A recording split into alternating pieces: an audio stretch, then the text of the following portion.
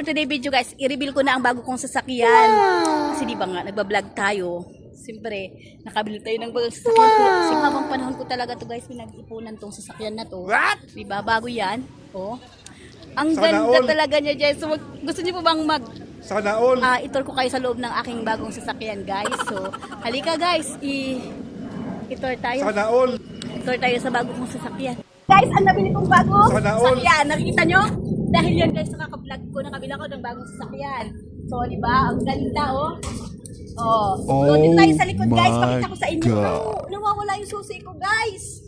Ikaw lang muna, baka naiwan ko sa... Hoy! Ano ginagawa mo dyan? Asa niyo po ito, ate? Oh, baka magasgasan yan ha. Ay, nagbablog. Ako puting-puti pa naman, baka mamaya iputim na yan. Hindi, nagbablog lang po, ate. Saan pala yan? Sabi ko pa naman sa vlog akin yan. Ay, guys, di pala to sa akin. Kaya ako pala to.